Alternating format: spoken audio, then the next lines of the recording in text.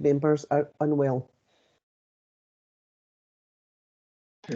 Convener, I've tried recording there again, and I've got a positive message this time saying that I'm recording.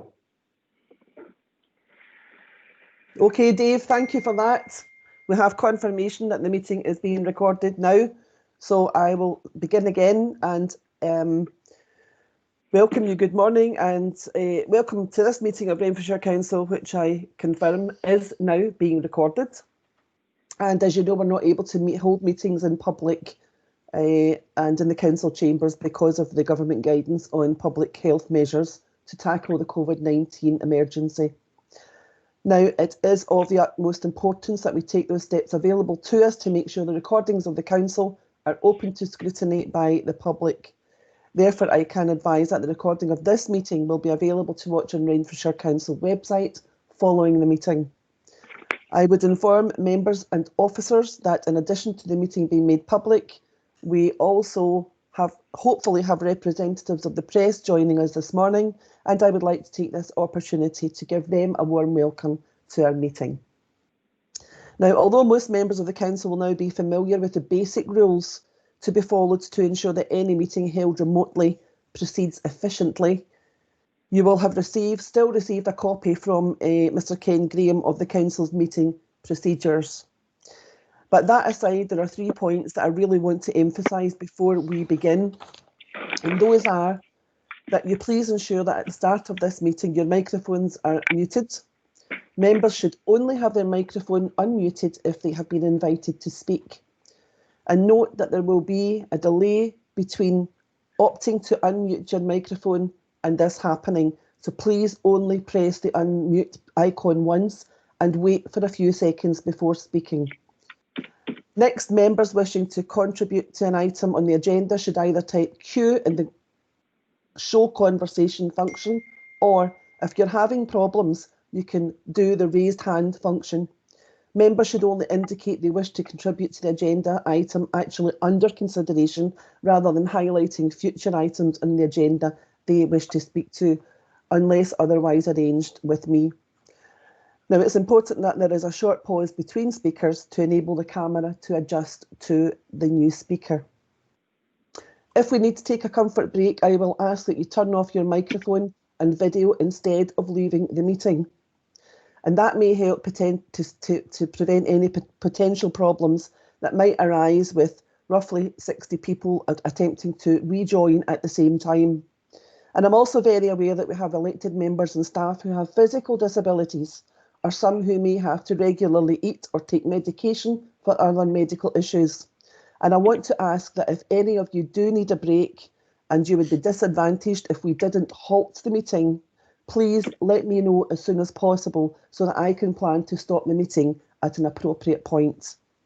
And finally, members who are accessing by phone only should also put their phones on mute when not addressing the meeting.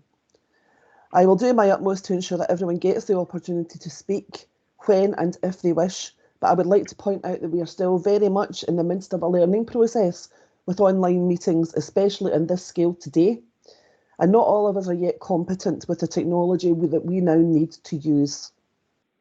So before moving on to the agenda, can I ask the clerk to do a roll call of members so that it is clear who is present on the recording? As Provost, I can confirm that as at 9:30, all of the members were present. In those circumstances, with your agreement, I think we can dispense with having a roll call. I'm happy to proceed with one if you still wish to do that, though. Okay, agreed. I'm happy to do that, unless we have anyone otherwise minded. Okay, thank you very much. So just before I move on to the agenda, on behalf of all of us at Renfrewshire Council, I would like to express my condolences to all of those families who have lost loved ones during the ongoing pandemic. And this expression of comfort is not only to families whose loved ones have died due to the COVID-19 virus, but also to others who have passed away, no matter what the cause of death. I think it's particularly distressing having to organise a funeral at the best of times, but no more so than during the last few months. The impact on families, friends, and indeed our community has been immense, and I'm sure that I speak for everyone when I say that I am truly sorry for your loss. We all are truly sorry for your loss and the heartache that you have endured. And I would like to ask members of the public to pay heed to the Council's local updates on the COVID-19 emergency and ask that you follow Scottish Government guidance to the very best of your ability. It is essential that we all play our part in minimising the impact of the virus, therefore ensuring the loss of life is minimal while we are living with this virus in our midst. And with those solemn words, we will now move on to the agenda, and I am ready to take apologies from any members, but I understand that everyone is here. Is that right, Ken?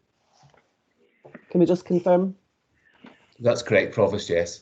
Okay. Can members intimate if you have any declarations of interest? If you just bear with us in this one, because I do believe that there is an item where lots of people might be declaring an interest. Yeah.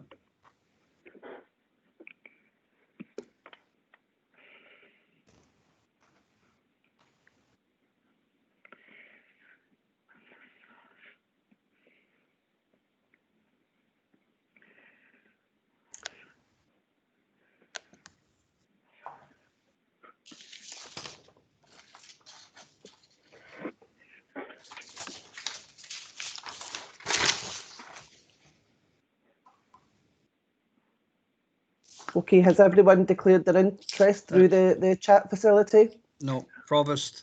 Yes. I simply raised my hand using the hand function Okay. to declare an interest in item 11. I was happy to co-sponsor it, but as I work as a social care worker, I've got financial interest, so I won't be taking part, speaking or voting on that motion. Thanks. Okay, thank you, Andy. Councillor Patterson also declared an interest. Councillor Patterson. Thanks, Provost. I would have put it in the chat function, but for some reason it's not letting me type. It's just to declare an interest in the same motion as most people, motion 11, as I have a number of family members who work in the social care sector, both local authority and voluntary. Thanks.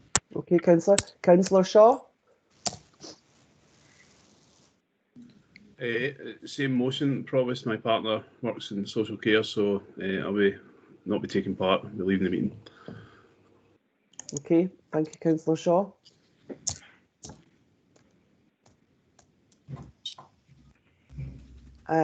Councillor Campbell.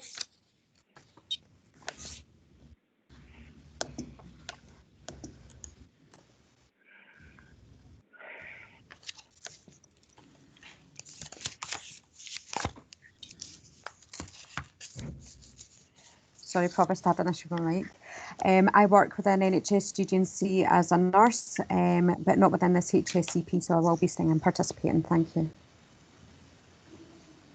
Okay, Audrey Doig. Thanks, Provost. I declare an interest as obviously my husband works in the social care partnership. Thank you. Okay, is there anyone else that I haven't covered already? Councillor Sharkey. Hello, you can hear me? Yes, I can hear you. Thank you, Chair.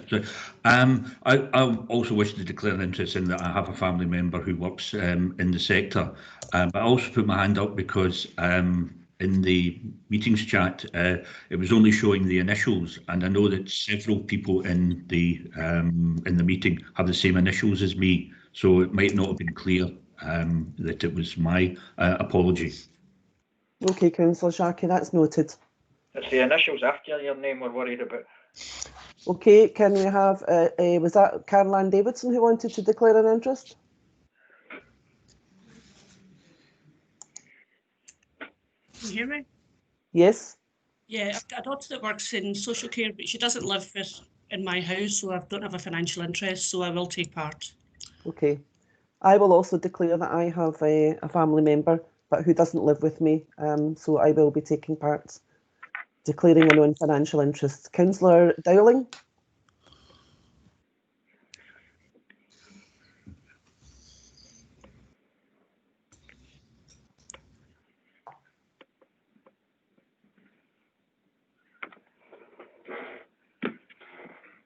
Councillor Dowling? Okay, could I ask at this point that people... Sorry, Councillor Dowling, you're on mute. Could everyone please take their hands down once they have been addressed?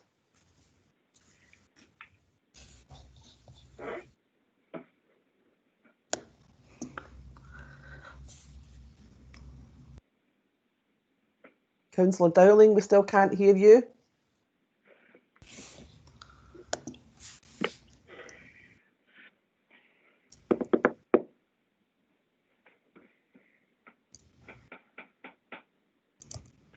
Okay, do we have any other declarations of interest while we're waiting for Councillor Dowling? Councillor Rodden? Thanks, Provost. I'm employed by Turning Point Scotland as a social care practitioner, so I do have a financial interest and I won't be taking part in that item on the agenda. Okay, Councillor Rodden. Councillor Michelle Campbell, can you just confirm which item you're declaring an interest in? Because I believe that you didn't. Sorry about that, Provost. It's in relation to the same motion, motion 11. Thank you. Okay, that's motion 11 for Michelle Campbell. Councillor Dowling, do we have you yet? Sorry, Provost. Councillor Dowling's mic is still showing us as on mute. Okay. Provost, can I come in with a declaration for the same item, item 21, please? Okay, Councillor Burns? Yep. I work for another local authority, Health Social Care Partnership, so I won't be taking part in the debate. Okay, thank you. I know that this process might seem lengthy, but it is very important. Thanks. Okay, one of the team is trying to help Councillor Dowling, so hopefully we'll get her back in. In the meantime, do we have any other declarations of interest that haven't been covered yet?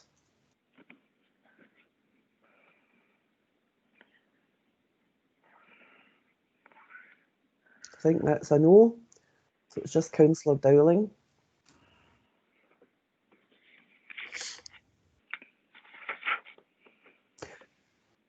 Okay, can I just suggest that we actually move on and we just accept Councillor Dowling has an interest in one of the items and ask her to make that known directly before we begin debating that item. Is that okay with everyone?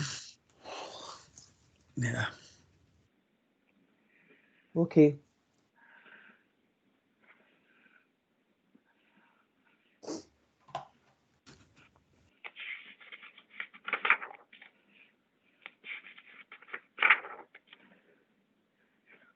Okay, Councillor Davidson, do you want to come in and tell me why you think that is inappropriate? Councillor Davidson sent a message.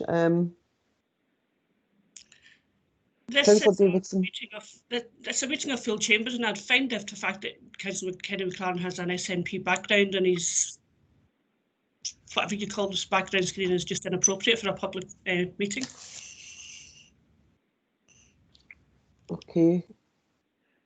Councillor McLaren, did you hear that? Have you anything to say about it? Yeah, I heard it. Nothing to say about it. A routine where we wear SNP t-shirts, yes badges. As the other members wear badges or logos of their own party. So, sorry, it upsets Councillor Davidson, but I'm not changing it. No, I think it might upset the public, actually, not well, I think it's very well, that's for the public to complain. Appeal to the province. I think that the public, okay, I think the public, you have asked, you've intimated that you are not happy with it, Councillor Davidson, and Councillor McLaren has responded, and I think now there is an opportunity for any member of public to redress their concerns through appropriate measures. So I have to move on, I'm afraid. Okay. One thing can be noted that I did. Yes. Well, the meeting has been recorded, Councillor Davidson. So, okay, we will move on then, and we will discuss Councillor Devine's proposition that we deal with motions that are agreed before we move on to the agenda, and I'm happy to do that if everyone else is. And all I want you to do, each of the leaders, if you just intimate whether you are happy to agree the the motion or not before we move on. I don't want to know if you've got an amendment or even what that amendment is. I just want to know if you're going to agree the motion or not. Motion 1. Agree. Okay. Agreed, sorry. Agree. Councillor Nicholson. Agree.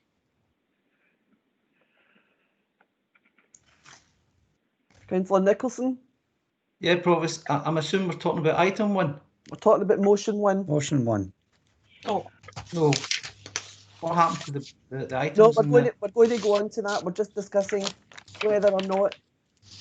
I don't know if you were there then when Councillor Devine proposed that we just agree the motions that everyone's agreeing to first and then go on to debate the ones that are contentious. Right. I'm doing that just now to get it out of the way so that we can then power through the whole of the meeting. Okay. So we're discussing motion 1 just now. Right. I have a small amendment for. Okay, that's all I need to know. Right. Motion 2. That was by Councillor Binks and McLaren. Can I ask Councillor James McLaren? Of course, it's his motion, so he agrees. Councillor Devine. We agree as well. Agree. Yes. Provost, we have a small amendment. Okay. We have. Provost, can I just say from ourselves that we have amendments for just small amendments to a few of them. Item 17, dueling of the A737, we agree. And Councillor, I'm going through them one by one so that there's no confusion for the officers. Okay. I know that it's a bit laborious, but this is the way that we have to do it. So motion 3, Councillor Binks and McLaren. Councillor McLaren, that's yours, so you agree. Eddie Devine. We agree as well. Okay. Councillor Doig and Mac. Provost, I have an amendment to motion 3. Okay, that's fine. We'll move on to motion 4. Councillor Burns and McLaren. Councillor Devine. Provost, I would ask if Stephen and Kenny would take out the word COVID and keep and just go with the rest of it. Okay, well, we'll need to debate that then when we get to it. Motion 5, Councillor Andy Doigan Hood. Councillor Nicholson. We have an amendment. Okay, Councillor, motion 6. You've missed out motion 4. Oh, so I did, I apologise. Motion 4, Councillor. No, I did that. I did motion 4. Well, there's an amendment to motion 4. Yes, I know that. That's how I moved on. So motion 6, Councillors Doig and Hood. Councillor Devine. We agree to that one as well, but if this carries on, we might as well go through the whole lot and the agenda. That's what I tried to say. Yeah, well, this was your suggestion, Councillor Devine, so I thought it was quite a good one at the start, but let's just forget it. Okay, let's start the meeting then. So we're at the items of business and we're in item 1, which is the minutes of meeting of council, board and panels. Can we agree the minutes? Agreed. Okay. Item 2, that's the financial outlook 2021 and 2023. Alan, the Director of Finance here. Yeah. Alan, do you want to say a few words on this item? Yeah, if you don't mind, Provost, that's great. Thanks very much. It's obviously quite a lengthy report, so I'll just take the opportunity, Provost, just to highlight some key points and issues in relation to the report. Members will be aware we bring the financial outlook report up for this cycle of the council meeting each year, and I think in previous years the financial outlook for the council has been characterised by an increasing uncertainty as we've moved through the years. I think the report this year presents a new and unprecedented level of uncertainty for the Council's financial outlook, as members will be all too aware in relation to the impact of COVID-19 over the past 6 months. Members will recall in June we provided a full year outlook in relation to the impact of COVID-19 on the Council's financial position, and agreed at that point we would bring a full update to this cycle of the Council, and the financial outlook report that you've got in front of you today provides that update in relation to the current financial year and the impact of COVID-19. What I would summarise for members in relation to the current financial year, and specifically the financial impact of COVID-19 on the Council, is that matters have improved somewhat from the initial forecast presented back in June. The main reasons for that improved position is that there's been a number of changes to the underlying requirements in the Council in relation to the response to COVID-19, the most significant of those being the full return of pupils to school in August, with the blended learning approach relegated to a contingency measure, and that has improved and reduced the anticipated financial impact of running education provision over the course of the year. The second major change is that over the course of the summer period, there was a number of further funding announcements and confirmations made by the Scottish Government, which has provided a greater degree of clarity over the range of funding supports that will be provided to the Council in direct response to the demands being placed on the Council from COVID-19 and the range of impacts. Those are the key changes that occurred over that period, and as outlined in the report, when we take all of that into account and update our forecast for the full year, it's expected that the net impact that the Council would be required to fund at this stage is estimated to be between £4 to £8 million. So at this stage, what the report's highlighting is that it's anticipated that the Council's unallocated reserves of just over £6.5 million, which had already been earmarked to support the COVID-19 response, will, as expected, be fully required to deal with the financial impact this year. But those reserves in themselves may well be sufficient to deal with the impact in 2021.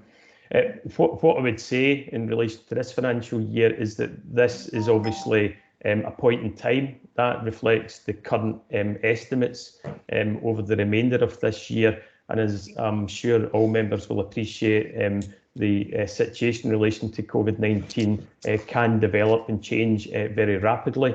So there remains a real risk that as we move forward over the second half of this financial year, that financial forecast may be required to be adjusted and changed further. And we'll keep members fully briefed on any changes that may emerge as we move forward. And indeed, over the past couple of weeks, we've seen further evidence of the pace at which things can change, with further restrictions being applied across the whole of the country this week by national governments.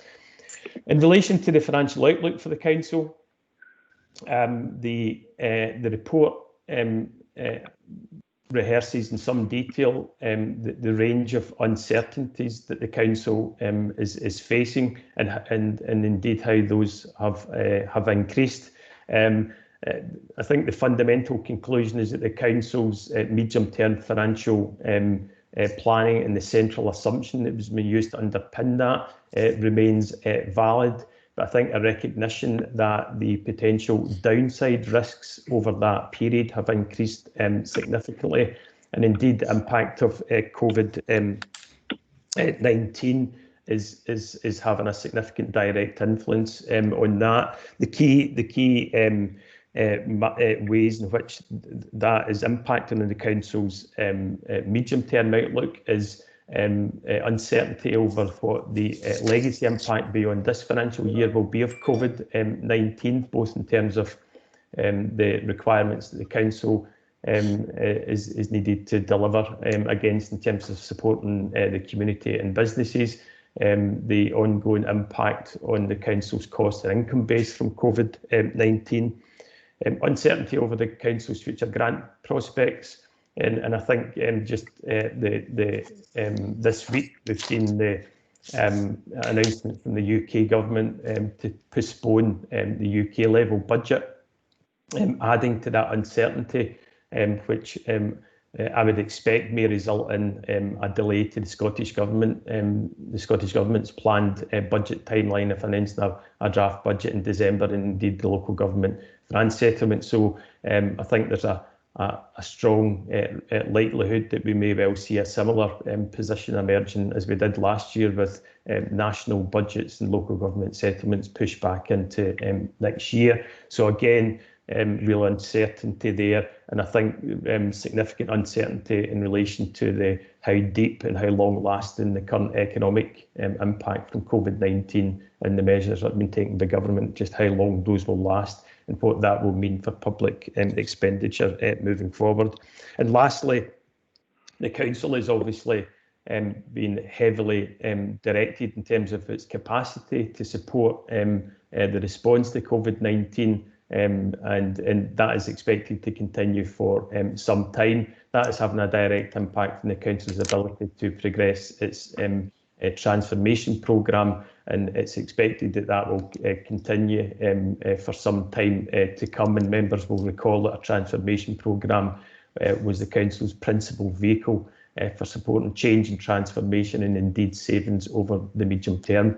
So taking all of those issues together, the recommendations that have been made in the report is recommending a range of adjustments to the council's financial strategy, and indeed opportunities to take advantage of any national flexibilities that may emerge from ongoing discussions between COSLA and the Scottish Government, to ensure that the council's financial strategy it recognises that significant increase in uncertainty and the risk of significant volatility emerging in the short term, and ensuring that the council is in a position to have increased flexibility and manoeuvrability in relation to its financial strategy, in order that we are in a position to protect the immediate financial stability and service stability of the council, whilst we're able to progress as best we can in the current circumstances the transformation programme in a managed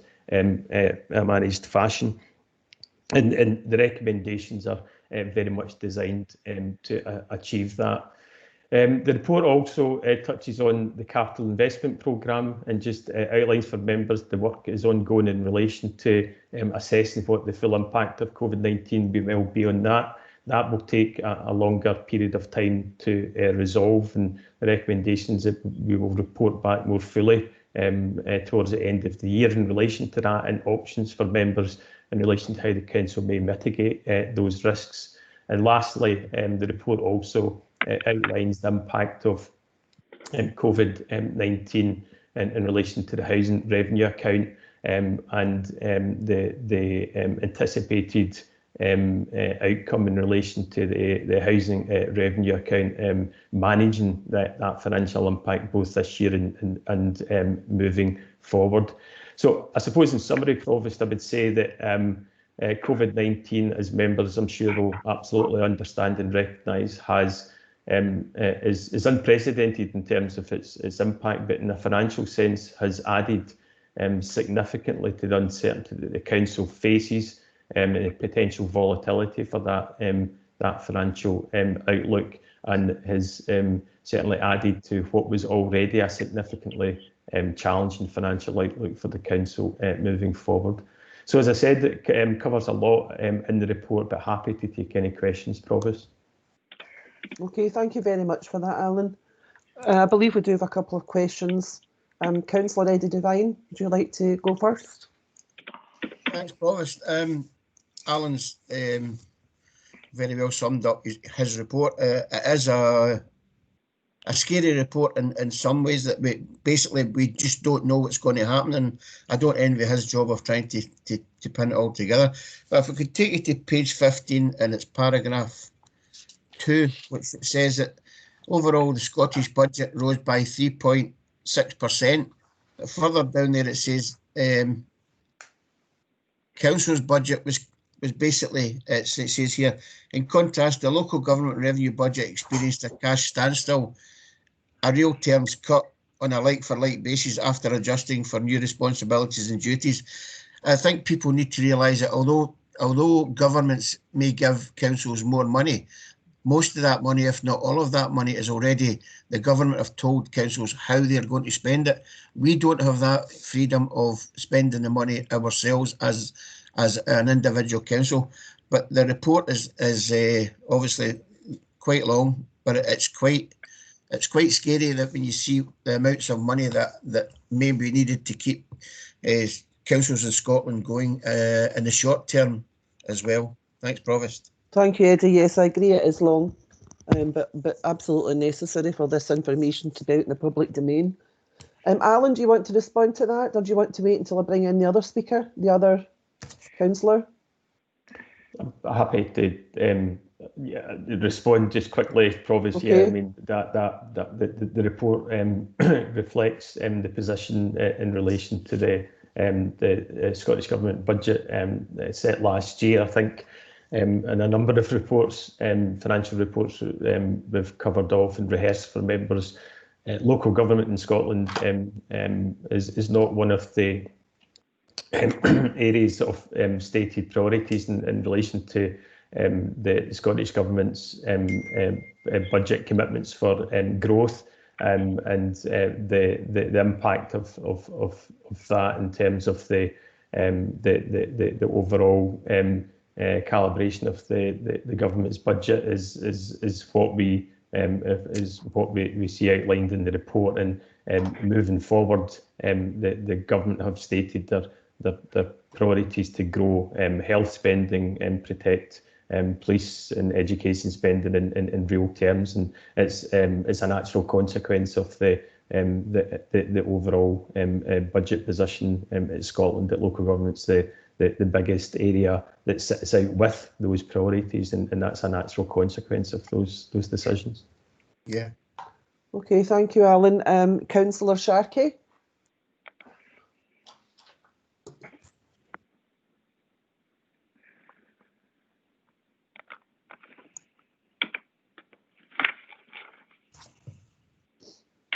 Do we have Councillor Sharkey with us?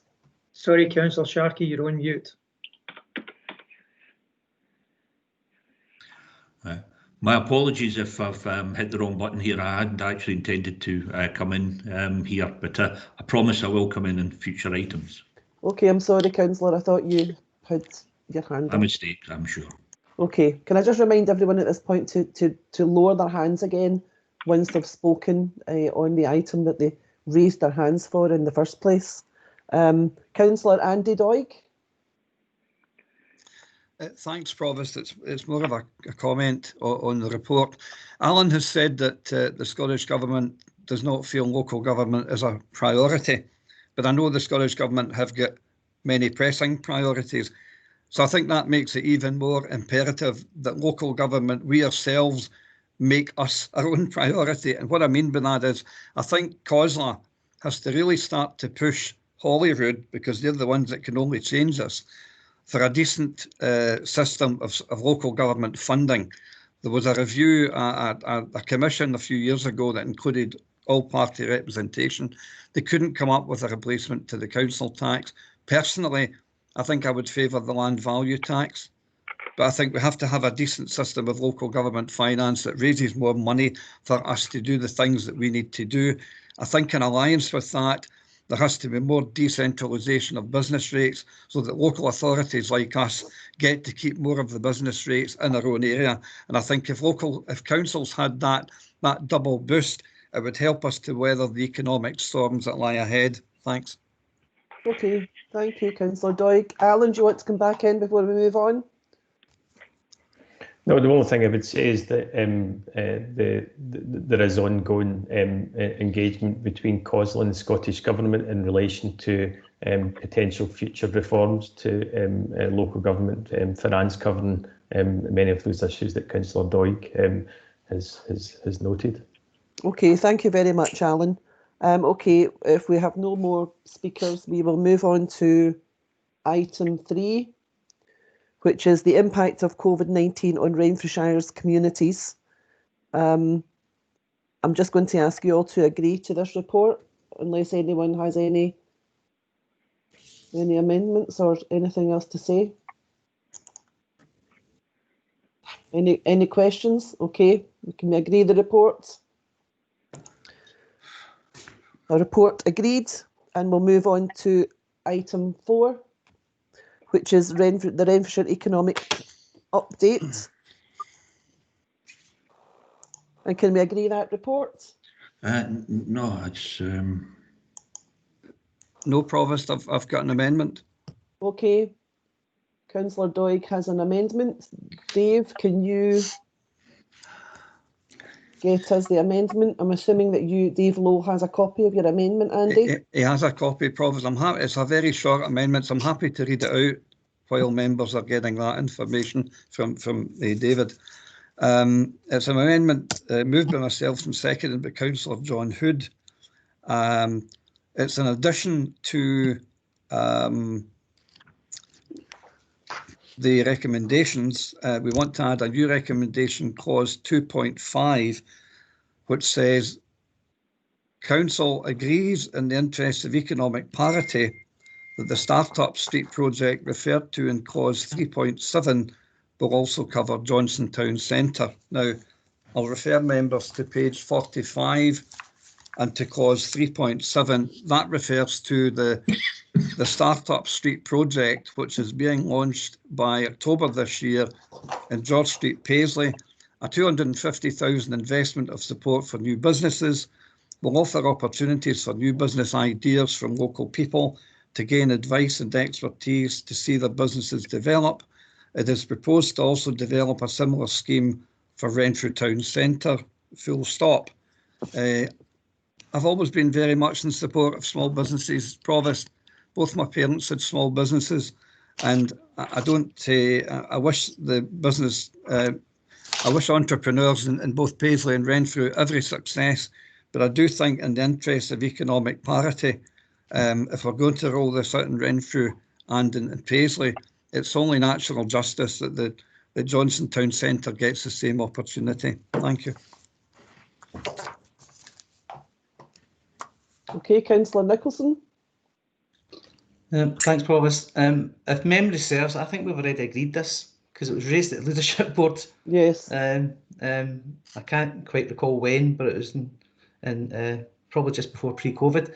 And I think the Leadership Board, which is in effect council policy already, said that the start-up schemes would be Renfrewshire-wide where appropriate, because it's a matter of the officers finding the right locations and finding the right sort of vicinities for them. So if that just repeats what's already been agreed at the Leadership Board, then I'm quite happy with it.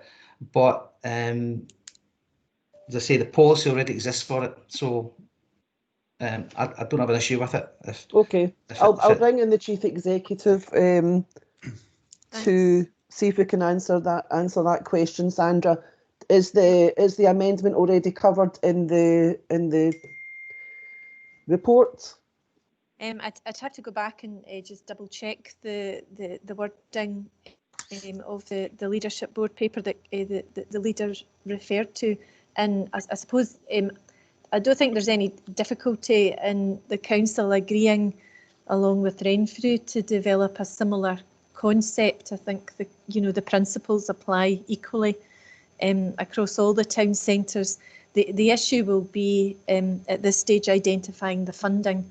There's no funding at the moment for either Renfrew or Johnson, so those would be things that the council would need to identify moving forward in its budget deliberations in the next year. So, but the actual developing the concept and then trying to identify the funding doesn't present a problem.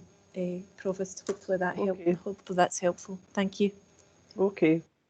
We have a question, I think, from Councillor Sharkey. Can you hear me, Provost? I can, thank you. Right, grand for that. The question's on page 55 of the papers. Sorry, Provost, we've not moved off the amendment. Are we moving on to a new item, Councillor Sharkey? There's an amendment on the table, Provost. We haven't decided. Yes, I understand that, Councillor Doig. I will step back from from that. As I said, I've got no disagreement with your amendment, but I understand I was brought in to ask a question on item 4. Okay, no, that's fine. Right, which that's exactly why I was bringing you in. If you just allow me to conduct the meeting, Councillor Doig, I would appreciate it. Councillor Sharkey. Thank you, Provost. It was something I was going to say earlier on for Councillor Nicholson as well with the earlier thing. It's we're all learning here and needing to know how these particular systems works. And in fact, there's been a wee bug that I've had here that's prevented me from coming in the previous item. But again, on page 55, there's a diagram that's you're showing that shows the differences between the rest of Scotland, excluding the cities, the whole of Scotland, including the cities, and ourselves in terms of GVA, which is gross value added, an important component of the gross national product view of the economy. And I'm a bit concerned about this particular report because, as I was going to say in the previous item, right when COVID was mentioned there, about the effect on mental health. Now, I welcome the 2 references that were in the report in item 3 about mental health. It certainly was acknowledged, but the vast majority of it was about physical health. And I think one of the problems that we will be facing after the COVID situation is what someone has described to me as the tsunami, right, of mental health issues that are going to come up. Now, the reason it's still relevant in this particular question is that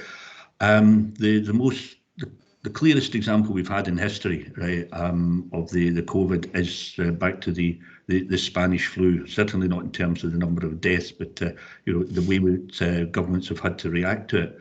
And there doesn't seem to have been any work here connecting that to the possible effects of the economy in the future, of people's mental response to this particular crisis. And I make this reason because a lot of the explanation for the roaring 20s and the subsequent 30s depression was given for the idea that there was pent-up demand because of the First World War. But again, now we're reassessing that and seeing just how much of the effect was down to the reaction of people to the Spanish flu. So this is why I'm saying that I'm not particularly happy about the ending of this report. It's obviously important that we do report. I don't have any problems with the recommendations, but I think it lacks something when it just seems to want to return to the situation before COVID, when in fact that will not be possible, and we need to start factoring in things like this what I call the tsunami of mental health issues, and also what effect that will have when we get the immediate boom, once people get back to spending their money in the way they want in the places that they want. Will this then have a subsequent bust, right? And I don't think this idea of always putting diagrams which show an increase into the foreseeable future That's not sustainable. I don't think that's proper economics, and I don't think that we are being properly served as councillors just to being continually given over-optimistic projections into the future. I think we need to be realistic about it, and that would have been my only comment on this particular paper. Okay, thank you, Councillor Sharkey. Councillor Shaw. Thanks, Provost. I was disappointed to hear the Chief Executive say there was no funding for the Renfrew project there. The Leadership Board in June 2019 had set aside some town centre funding for repurposing vacant shop units in Dunlop Crescent, Renfrew to deliver business start-up opportunities on the Start-up Street or Creative Hub model delivered by the Council's Economic Development team, and works would include the external canopy.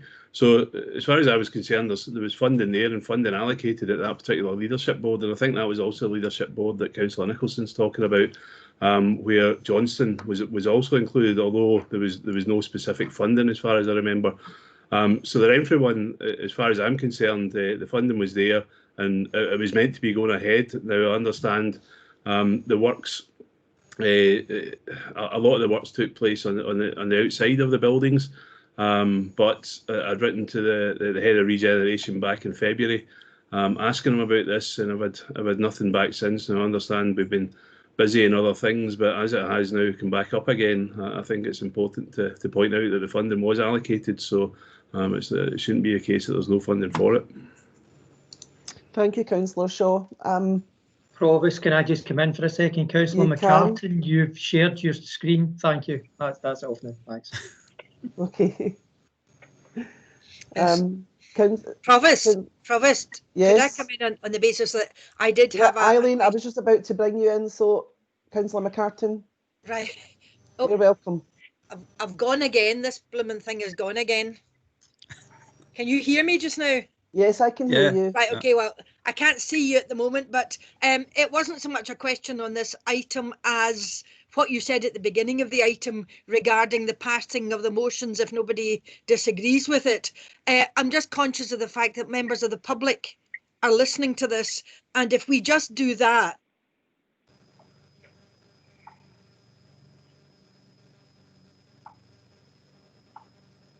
Sorry, Councillor McCartan, you've muted again partway through your submission there.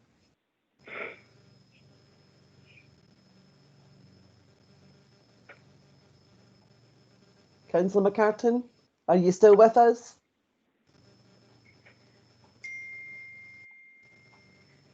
Provost, yes, Councillor McCartan's still there, but unfortunately she's muted. Okay, I'm going to move on then to Councillor Ian Nicholson. I'm unmuted now, if that's you're okay. Unmuted, okay. It's sorry. just my screen keeps on flashing different things and disappearing and everything like that. No, I don't know how much you caught of what I said. I'm conscious of the fact that, as I say, it's not about questioning the report as questioning what you said right at the beginning, which is in passing motions, if we are all agreed, members of the public are actually watching this and listening to this, and it would be helpful if some reference could be made to what we're actually talking about and passing, so that they're not just left in absolute limbo. Just putting it a few words in context, Provost, I think that would be really helpful. Thank you for your contribution, Eileen. Can we bring in Councillor Nicholson? Thanks, Provost. It's just on Councillor Sharkey's comments about mental health issues. Can I just say this report is about economic recovery and about the economic situation in Renfrewshire, and it's not about being pessimistic, and it's not about being overly optimistic. It's about laying out what we see at this moment in time as the realities of the impact of COVID on our economic base. The issues of health and well-being are being taken seriously by the council, and I've had this discussions with all the officers that all these reports that you get about economic development, about social interaction, the community empowerment side of it all, they are all connected up.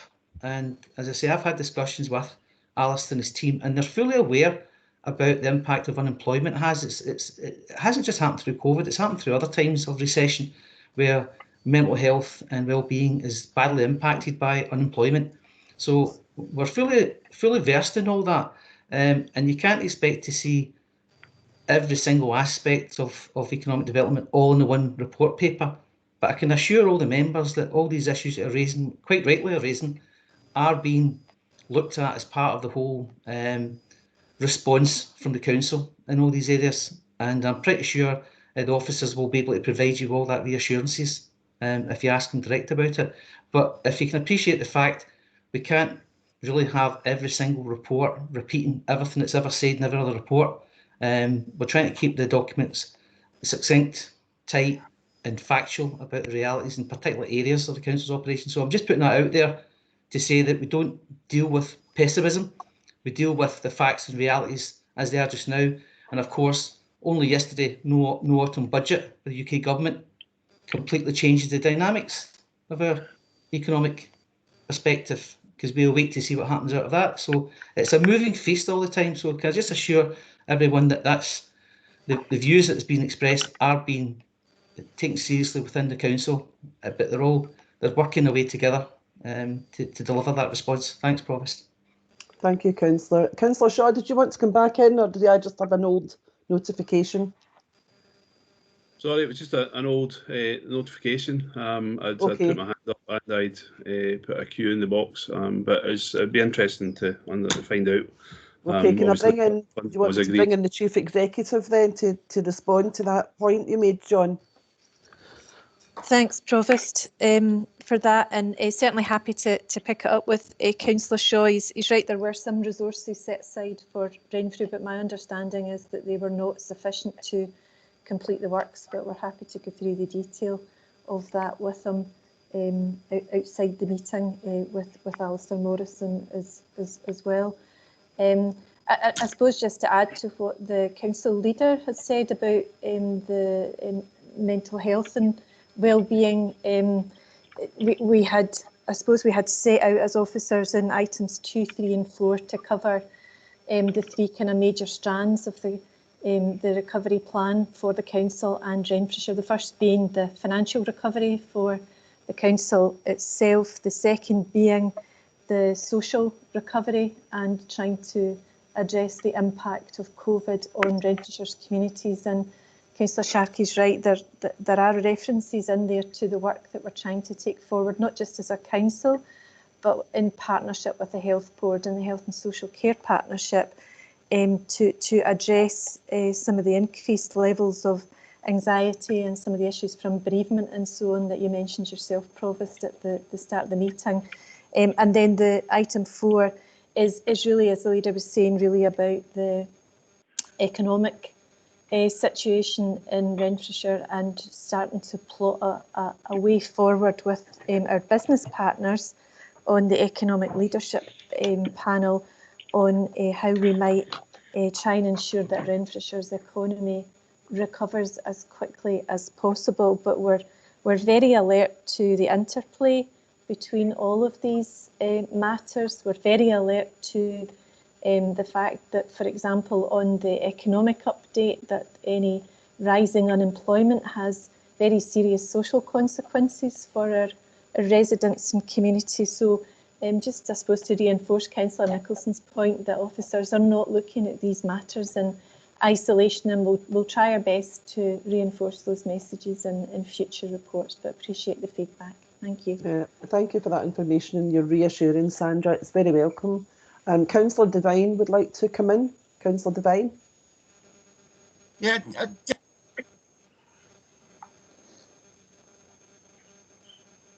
Eddie, you're on mute. I think you're muted or your connection's bad. We can't hear you. Can I ask everyone to put their microphones off, please? I think Councillor Nicholson's got to realise that this meeting that we're having here, which I have to say is turning into not the way it's run, but it's turning into a bit of shambles, whereas with different people trying to get on and off, and that's clearly not anyone's fault. It's just the system they have to use. But Councillor Nicholson, we're here to ask questions, and this is a report which we're perfectly entitled to ask questions on. So we really don't need to be tried to be put down by saying, oh, you should do this, you should do that. We're perfectly well aware what we can do. We don't need you to tell us. Maybe if you stood up and spoke for Renfrewshire more instead of hiding, we would be a lot further on. So don't try and tell us what we can and can't say. Okay, Councillor Nicholson, do you want to respond to that? And then I'm going to move on. Yeah, I don't know if there's much to respond to that. I didn't say to anybody what they can't say. What I said was there's information there you could get, as is what the standard practice is. So people are perfectly free to.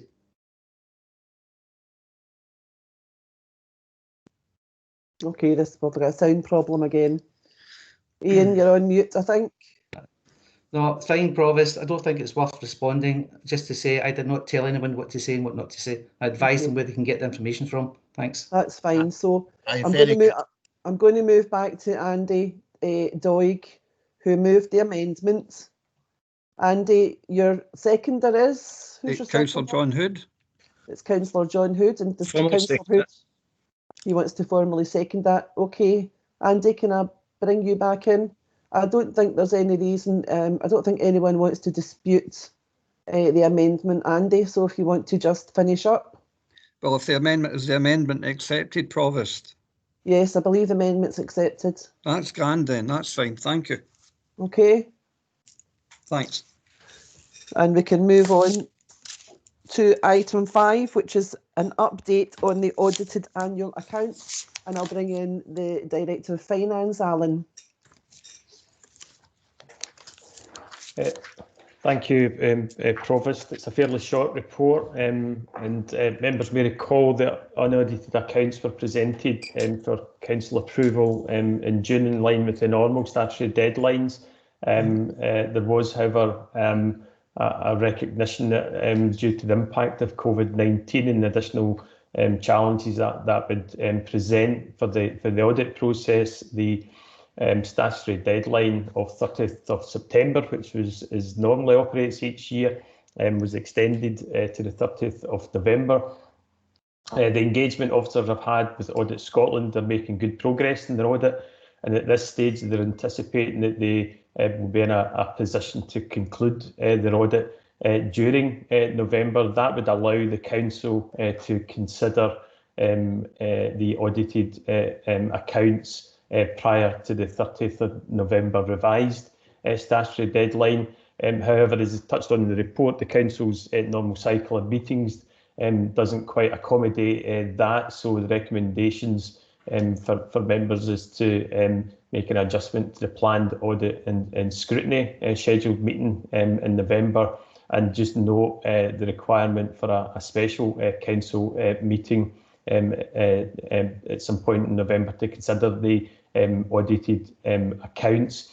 Should Audit Scotland not progress their audit in line with their current expectations, and we would not be in a position to consider audited accounts during November and prior to the 30th, the proposal would be to present audited accounts to the scheduled December council meeting.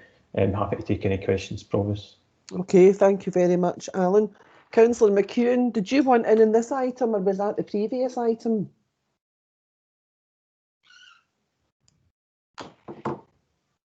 Provost, it was an item 4. Oh. I am really angry at Councillor Devine making a point of saying that Ian Nicholson is hiding from his responsibilities, or any other councillor. Okay. I take real offence at that. Nobody hides responsibility. Thank you, Councillor. Okay, if there's no speakers on this, can we agree the report?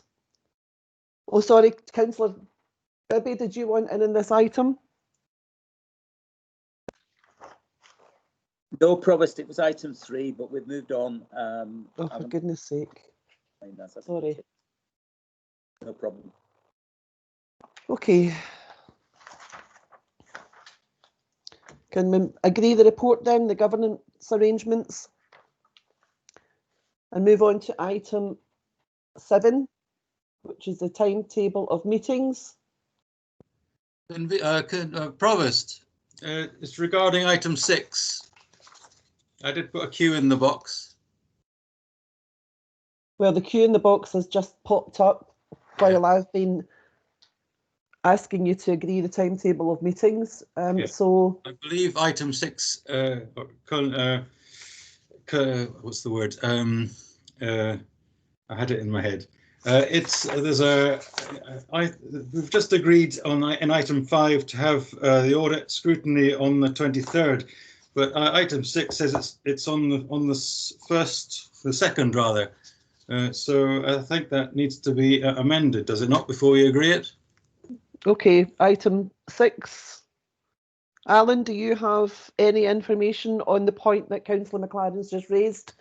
I do know that we've stepped back an item, but I'm willing to do that in order for some clarification. Yeah, I think the normal scheduled audit meeting was the 2nd of November, but obviously the report item 5 on the agenda is agreed to reschedule that, Councillor Cameron, in terms of the council just agreeing that, so that would shift that that scheduled meeting to the date outlined in item 5. Okay. I just wanted to point out that contradiction. That's the word I was looking for. Okay, thank you very much, Councillor. Thank you. So we are in item 7, which is a timetable of meetings. Can we agree item 7?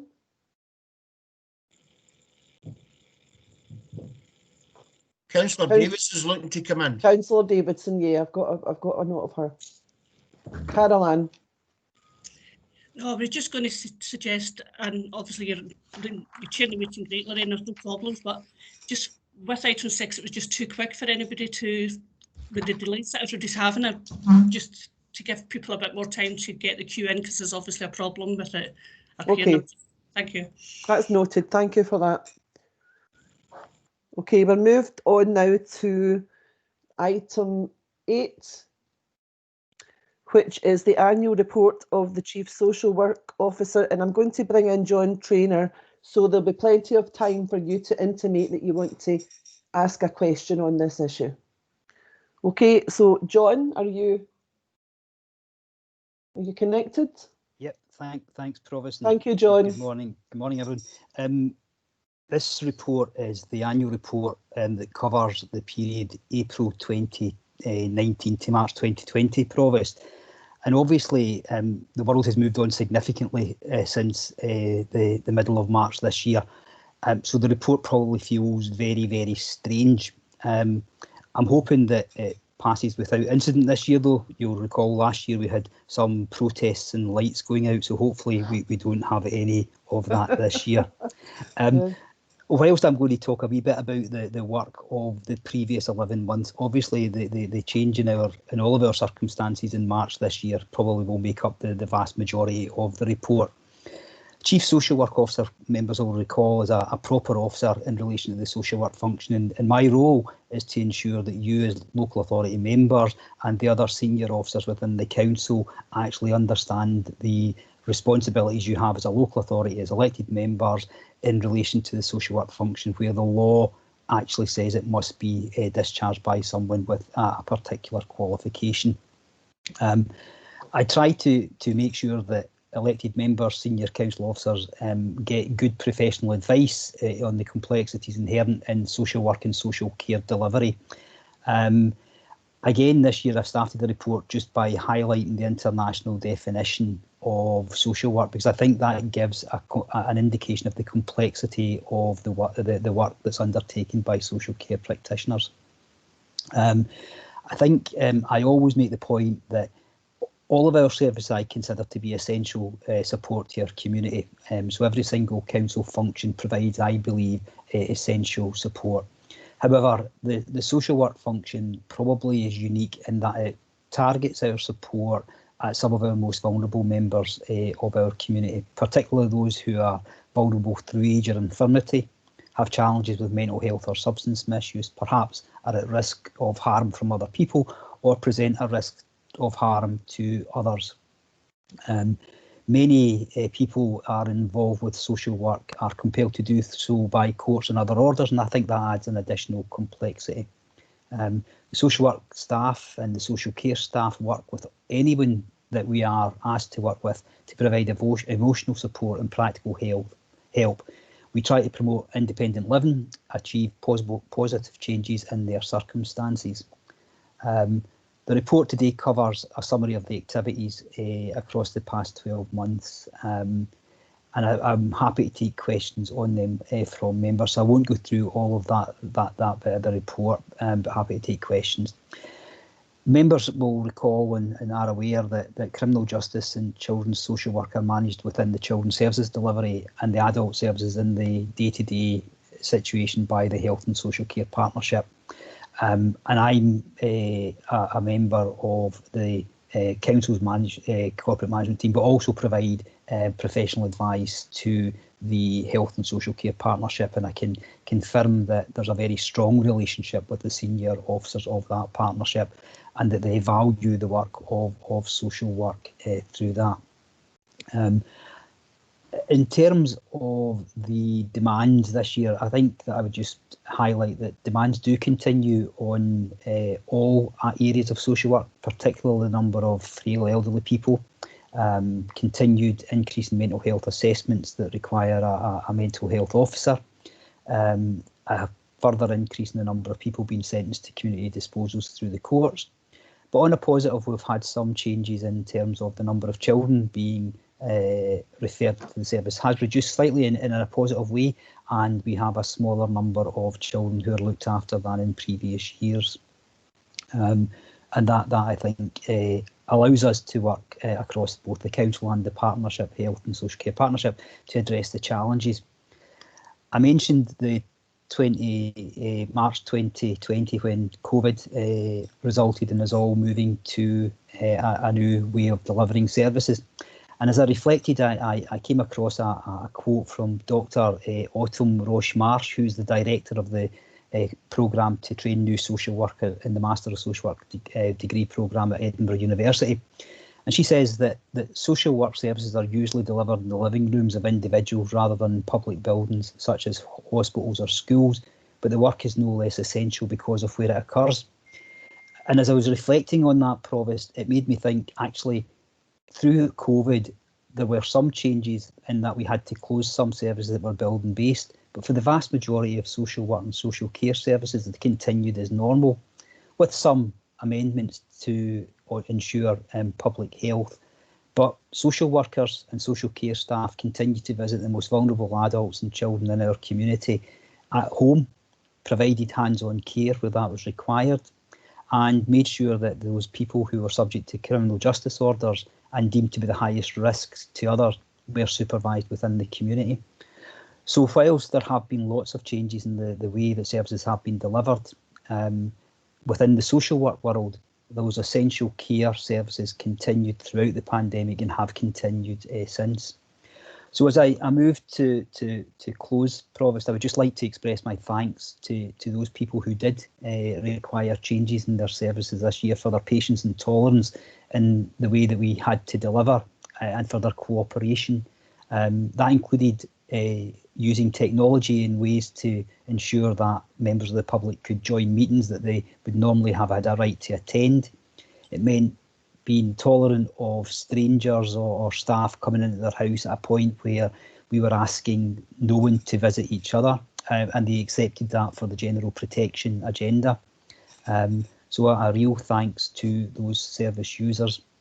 In closing, I would just like to offer my thanks to the staff across the complex world of social work and social care, particularly those who continue to do all those visits during the pandemic, for their dedication. And I'll close there, Provost, and happy to take questions.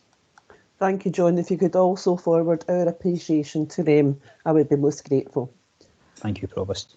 Thank you for that, John. And our first question is from Councillor Bibby, or perhaps statement. It might not be a question. Councillor Bibby. It's a combination of both, Provost. Can I thank John and his staff for the report, and also for the work that's been done since March. John has already read the fact that the report does look strange, and obviously COVID has placed exceptional demand on all our services, particularly social work.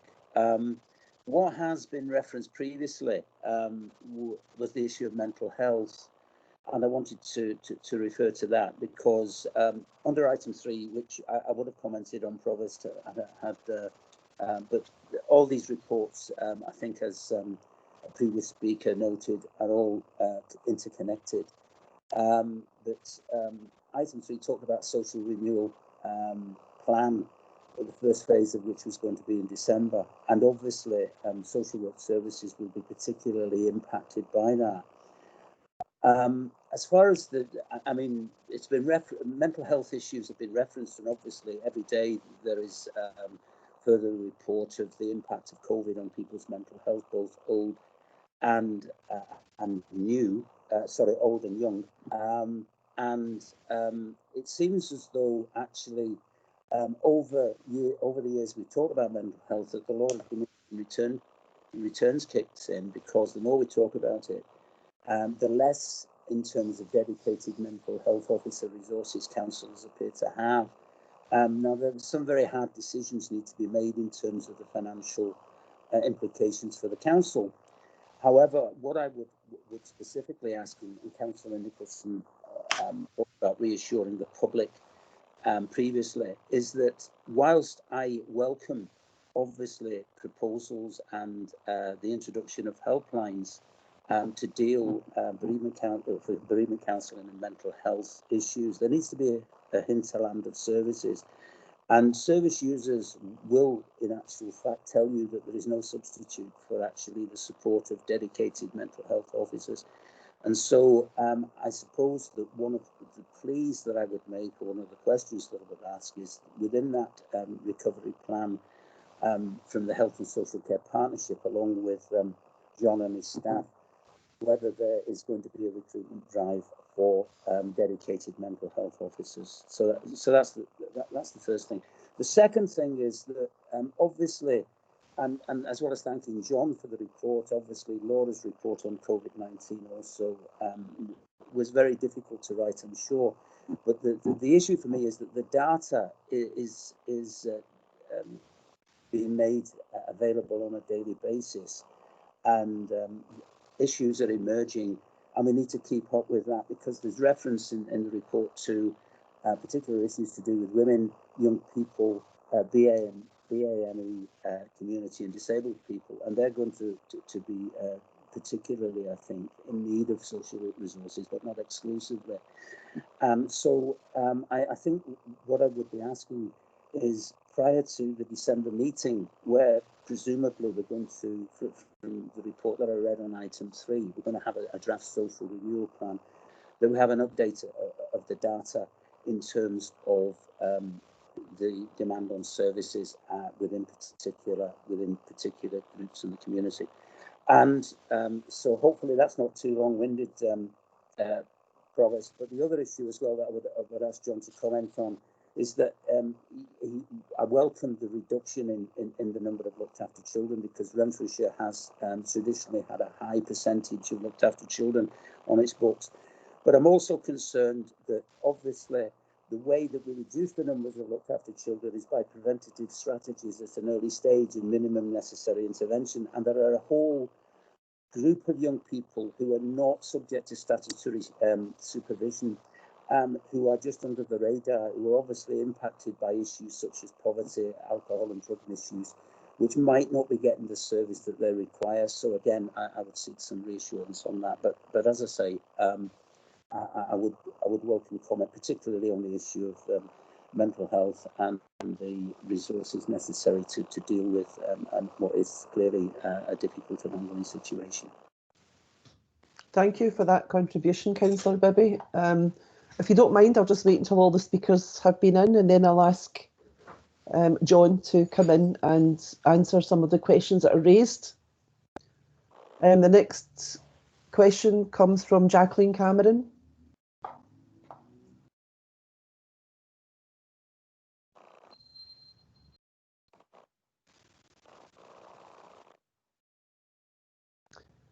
Councillor Cameron.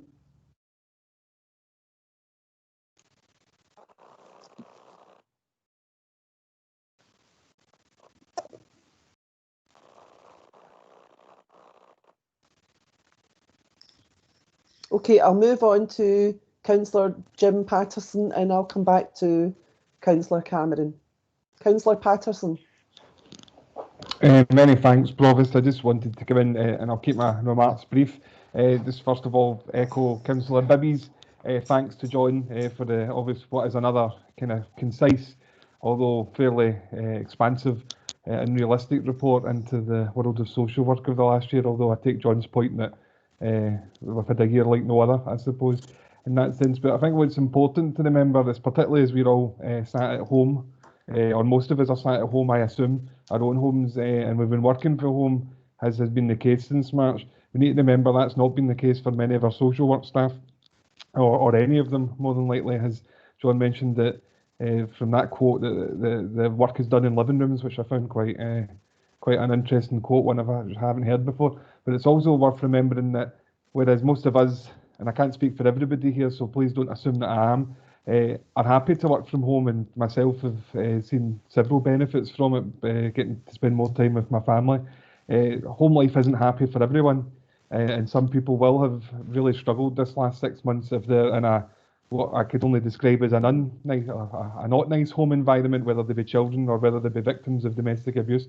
And these people will have had a really tough 6 months. I mean, we think it's tough, maybe being separated from loved ones or our friends and family, but there'll be some people that the issue will be that they can't separate from their family. They can't get away from what might be an acute crisis for them. And I know John's team are doing a lot to support these folk, but given the nature of the coverage of COVID, I think a lot of people would be mistaken for thinking there is no services out there. So you might find a lot of people aren't reaching out the way that they used to.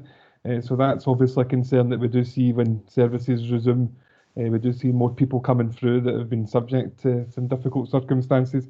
But just finish by saying a big thank you to John and his team for continuing to provide the vital service to the most vulnerable. And I'm sure he'll come round to answering Councillor Bibby's questions and the rest as they come forward, Provost. Absolutely, Jim. Thank you for that. Can I bring in Councillor Hood? Thank you. Yeah, again, I would just like to thank John for this report. It's a very intricate and very detailed report. As a user of the services, I've just got to thank the social work and the child services for what they do. They've got to fight their battle on sort of two fronts. They've got to go out and deal with the people who have got actually real problems where they're not even getting out to their clubs, or they're not getting out to things, so they're hearing everything, and then they've got to go back home and deal with the COVID virus back at their own house as well. But I've just got one question for John, and it's obviously with the coronavirus or COVID-19 coming back up again, what contingencies have we got in place for, like, if the social workers or helpers are not there? Is there extra workers that we can put in place to sort of step in? And that's everything. Okay, thank you, Councillor Hood. And as I said before, I'll let John answer your questions when everyone has contributed. The next speaker is Councillor Doig. Thanks, Provost. I'd like to echo the sentiments of other elected members. This is a very good report, John, especially in relation to the items referring to the Drug and Alcohol Partnership and how that's moving forward. And I'd like to say to Councillor Patterson, he did concede the point, not all people have been at home necessarily in the last 6 months. I would imagine that people like Councillor Rodden and myself, we've still been in the front line visiting clients, and that's partly why I felt so strongly about Motion 11. I knew I couldn't take part in that, but I wasn't doing it for myself. I was doing it for all the social care workers who've been out there. A specific question, John, which in the report about methadone distribution via pharmacies, it strikes me, and I've thought this for a long time, when you're trying to deal with drug users who are trying to get away from that lifestyle, away from that peer group, one of the biggest problems that I find about the pharmacy distribution system is that when they go there, that inadvertently, and I know that's not the intention by any means, that inadvertently becomes a kind of social hub where they end up getting reintegrated with other people with the same problem, and it can be a big barrier, a really big problem in trying to get them away from that lifestyle. I don't have any answers to how you change that. Whether we use health, I mean, in East Renfrewshire, I know they've got 2 key health centres, one in Barrhead, one in Williamwood that they use. I don't know how you change that, John, because it's good to have things in the community, but I would like your own thoughts about that, and maybe even if you want to give me a detailed answer, you know, in an email, I'd appreciate that. Thanks, Provost. Thank you, Councillor Doig. Next we have Councillor Steele, and then we have Jacqueline Cameron. Thank you, Provost. I also echo previous comments and welcoming this excellent report, congratulating the work John's done and congratulating the work that the staff are done. I appreciate this as a review rather than a preview, but it's an opportunity to ask the question of you as well, John. The future's likely to be intensely challenging in every sector, but especially, I think, in this one for the points that colleagues have raised that I won't go over again. I was wondering if you could bring us up to date with what work is ongoing to try to future-proofing is impossible, but to try to get as ready as is practical for what appears to be coming down the line towards us. Thank you. Thank you, Councillor Steele, and Councillor Jacqueline Cameron. Yeah, thanks, Provost. Just to reflect what John had already said, that it's a very sombre report compared to the report last year, and to thank him for it. I know everyone's already thanked the social care and social work staff, but I think as IGB chair, it would be a bit odd if I didn't come in to also thank them. And I think also not only have the staff been working incredibly hard, they've had to work in new ways, they've had to be incredibly flexible, sometimes doing jobs that are maybe a wee bit beyond their normal role, and they've had a real willingness to do that. And at the end of the report, John says that he's very proud of the staff, and I just wanted to say that I'm also very proud of them and thank them for everything that they've been doing throughout the very tough past 6 months. Thanks. Okay, we don't have any more speakers, unless anyone wants in at the last minute, and if not, I will then move on to Councillor. Sorry, I don't know whether I've promoted you or demoted you, John Traynor, to councillor. That's what I was just about to announce you. Thanks, Provost. John.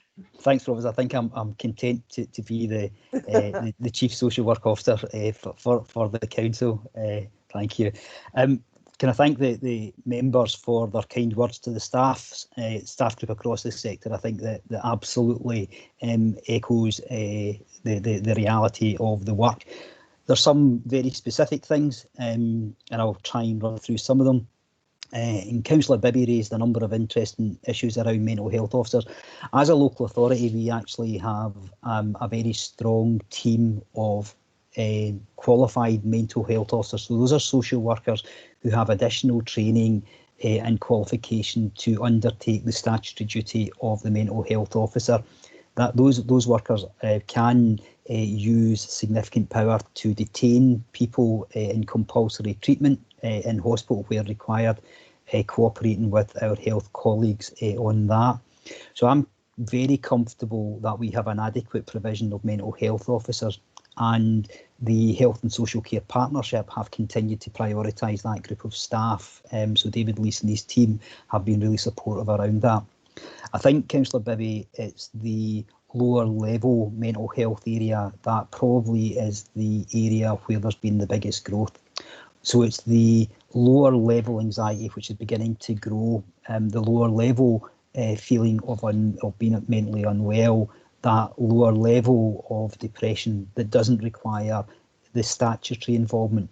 So we have a training programme to ensure that all of our social work staff have basic mental health awareness, that we've got lots of staff across the services, not just in social work, but across schools, where we've helped staff to look at mental health first aid to try and ensure that we have an adequate resource there.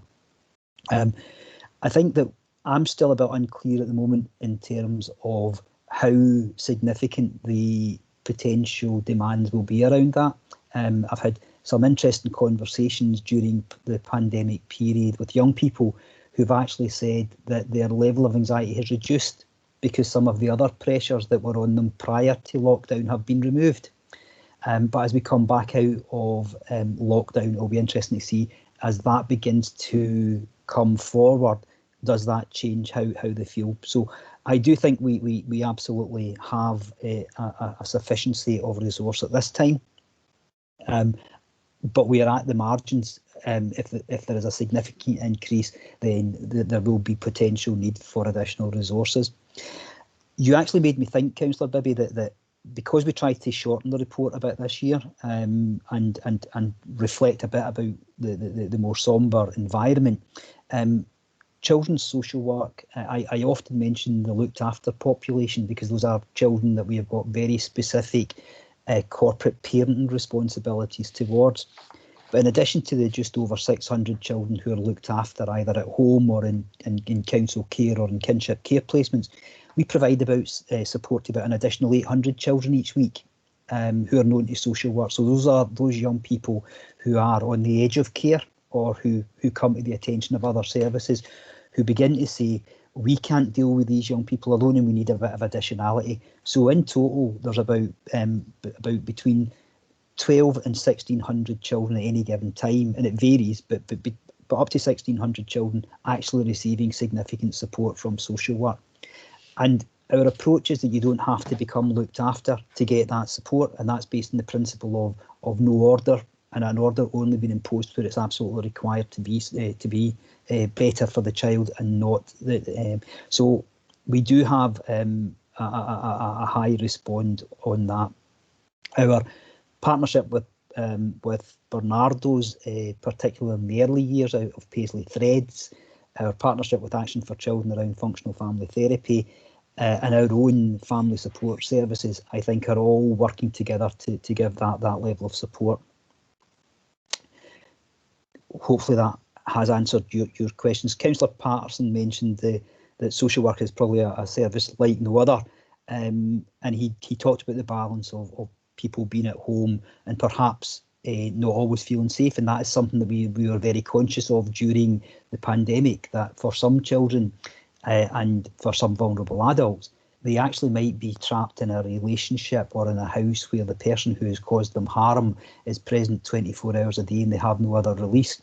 That's why it was really important that our staff continued to visit on a regular basis.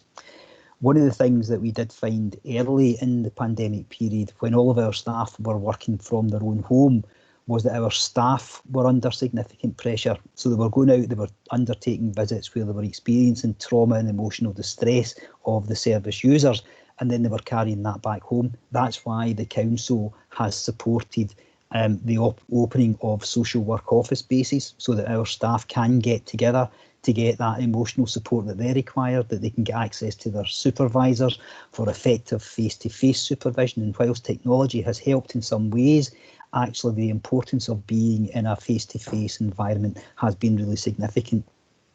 I actually was in the office earlier this week and met a group of staff who absolutely are committed to supporting each other, have set up face group meetings, they've set up individual WhatsApp groups to make sure that they are actually supporting each other during this difficult time, but they have also required to come into the office base for some support, so they will also appreciate Councillor Patterson's kind words. Councillor Hood, I think that as someone who self-declared that you use services, you'll be acutely aware of some of the additional pressures that have gone back to families and carers in particular, and we constantly look to how we can support in that area. But you asked specifically about contingencies. We have made sure that all of our staff are following good hygiene rules and regulations. When you go into the Paisley office, the hand sanitisers we actually have a sink at the front door where folk can wash their hands, because some folk were using the hand sanitizer so much they were having skin infections. We've got good public health awareness, but we do recognise that if staff are required to self-isolate, that will have an effect. The council has been looking at the skills across the whole of the council workforce and has a contingency plan that will allow staff to move between services should that be required. And that was required in the humanitarian centres that Laura McLean led on. It was referenced in the earlier report. And I think through that we've demonstrated that there are lots of staff in Renfrewshire Council who are absolutely committed to the most vulnerable, and I am confident that we will have sufficient cover. But we do need to be aware that that might again mean that we need to rejig how we actually deliver our services. Councillor Andy Doig made a point about methadone distribution and the idea that perhaps the community pharmacies become a place where folk congregate and are exposed to other people with similar problems, and therefore perhaps that increases risk. I don't have a magic answer, but the Alcohol and Drug Commission that Councillor Cameron has been chairing, I think, is beginning to grapple with some of those wicked issues.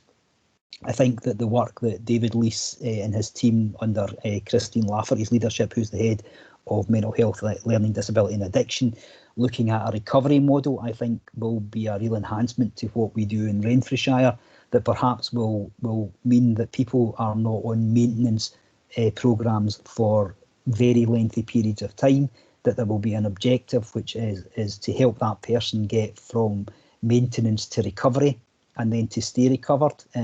So I think that we will look at that, and I'll look a bit deeper, Councillor Doig, and certainly provide you with some additional work. But I would highlight the work of the Commission, because I think it's going to be really significant in terms of how we change our approach locally. Councillor Steele asked about the future proofing. I think there's a number of elements. We have regular contingency planning meetings involving both children's social work, justice social work and the health and social care partnership to look particularly at the most vulnerable areas, residential care homes, our children's houses, and the ability of care at home to continue to deliver. What we will do is we are looking at how we make sure that staff operate in protected teams to try and reduce any opportunity for cross contamination. But as we're seeing across the area, with higher numbers of people being asked to self-isolate, that can have a difficulty. That might mean we need to retrench and have more people working from home where that's possible to create that isolation, but we will continue to go out. So we will continue to provide our staff with the protective equipment, making sure that they have those barriers, that we will continue to do good quality risk assessments. We do work with HR and other council services to prioritise need. And I think I mentioned the humanitarian hubs. The flexibility of the staff across the council, I think, during this period has shown public service at its best, and I'm confident that across the council we would continue to be able to do that.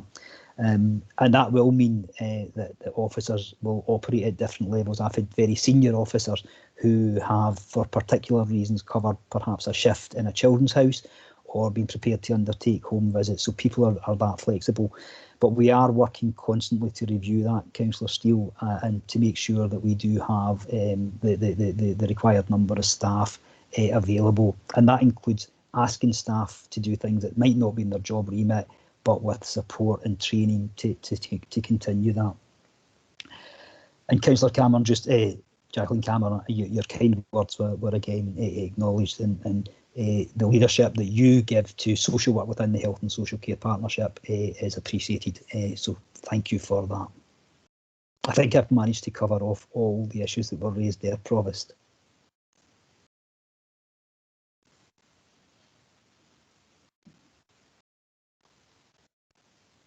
I think you're on mute. Oh, I'm on mute. Sorry. I was just saying thank you for everyone's contributions, and thank you to John for that report. It's appreciated. So can we just agree then, item 8, the annual report of the Chief Social Work Officer, and move on to item 9, which is the annual report of Community Protection Chief Officers Group. Councillor Bibby.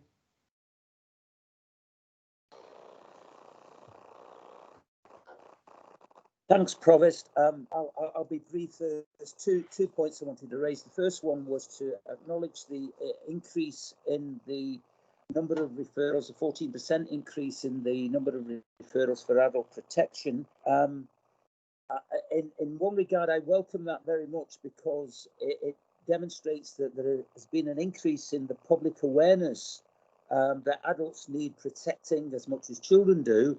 And that's not always been the case. The public have been much more able to appreciate child protection issues than adult protection issues. My other point is really on the section 3, which is analysis of current trends.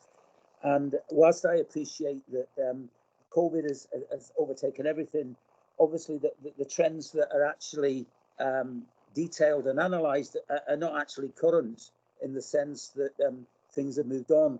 And I think previously I'd indicated that in order to have any kind of social renewal or plan from the council and its partners, that obviously needs to be evidence-based and needs to be based on the data. And just point to, for example, 3.7, which is gender-based violence. The figures refer to 2018 to 19.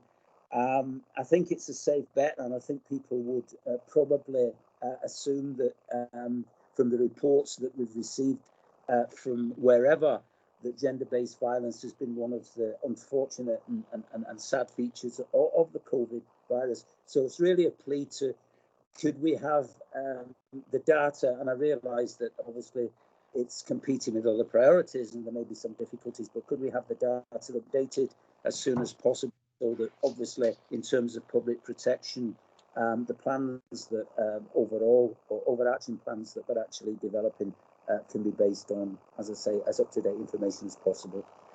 Thanks, Provost. Thank you, Councillor Bibby. As I said in the last item, I will bring in the questions, hear the questions first, then I'll bring in the Chief Executive. Jacqueline Cameron. Thanks, Provost. Yeah, I just wanted to let the members of the Public Protection Committee know that I've asked for those meetings to be started up again since we're back to council meetings. Also, just to reflect on Renfrewshire's practice, Renfrewshire's good practice, I didn't understand that not every local authority has a Public Protection Committee with elected members on it, but we're not unique, but certainly it's considered good practice. I met with a consultant prior to COVID, and he was very complimentary about our Chief Executive's approach to public protection, and having talked to other local authorities, they are also complimentary about the way that we approach that. So I just wanted to have a pat on the back for us in Renfrewshire. Thank you. We will accept that. Thank you, Councillor Cameron. Next question is from Councillor Steele. Thanks again, Provost. More of a comment and a question. It's to draw attention to point 3.3 on page 107. It refers to the section that refers to adults with incapacity, and it's just to make the point that for a lot of adults with incapacity, the services, the day services that were previously providing a semblance of routine and normality and structure are not always available at the moment. And much like Councillor Doig with his point about methadone, I don't have the answer as to how we address that going forward. But I do think it's worth saying that more of the same for the next 6 months is probably the last thing I would like to see happen. I don't know if there's any officer can address that and give me any sort of comfort on it, but I wanted to get it on the record in any case. Thank you. Okay, thank you, Councillor Steele. There are no other speakers. No one has intimated that they want to ask a question, so I'm going to move on to the Chief Executive, Sandra, and ask her if she wants to come in and address any of the issues that you have raised. Thanks, Provost, and thanks for those comments and questions. The members will be aware that, like John's report before this item, this report is somewhat out of date. So this has been our first real opportunity to bring it forward at an appropriate time to Council for approval. So I suppose, first of all, to reassure Councillor Bibby that the trends, whilst the trends are out of date in this report, we are obviously keeping a close eye on very current data both at the Chief Officers Group on an ongoing basis and at the Member Officer Group, which Councillor Cameron referred to on public protection. But if it's helpful, I'm happy to speak out with the meeting with Councillor Bibby and just what those trends look like in the areas that he highlighted. In terms of the adult referrals, again, yes, that there has been an increase, and I think we are regarding that as encouraging Councillor Bibby in I suppose in a perverse way, in that we do think that is as a result of increased awareness of the subject matter, and potentially there were issues in the past that were not brought to the attention of the appropriate authorities. So it's a similar pattern across other local authorities, so it's not something that's unique to Renfrewshire, and we're obviously trying to promote adult protection much more moving forward. In terms of Councillor Steele and the adults with incapacity, I think we have Siona Strachan on the call from the Health and Social Care Partnership. I know that it's not Siona's own area of expertise, but I'm not sure whether her or John Traynor are able to say a little bit more about what the Health and Social Care Partnership have been doing to support those individuals in the past 6 months, and some of the plans for the winter period ahead. Thank you, Provost. Okay. Provost, thank you. In terms of daycare services, we have been planning across the RHSCP to reinstate day services prior to the current lockdown. New guidance was issued that would have allowed us to move forward with some forms of daycare. So at the moment, what we've been doing throughout the period, and I would like to agree with you, another 6 months of the same is not viable for some of the families that we work with.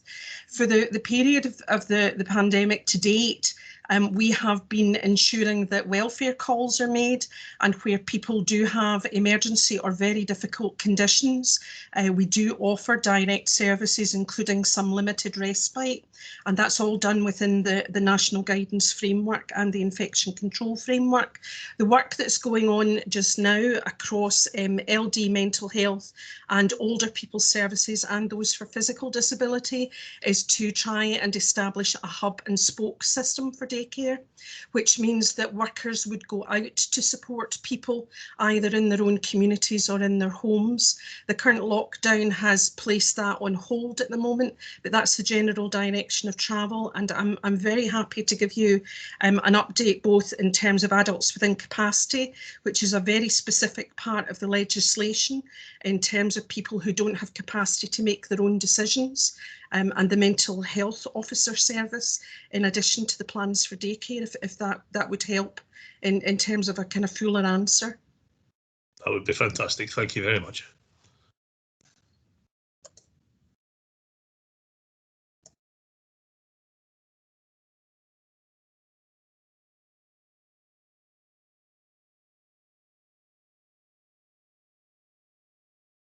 Provost, you're on mute again, sorry.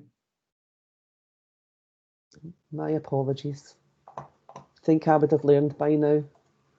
I was thanking Siona for her contribution and Sandra, the Chief Executive.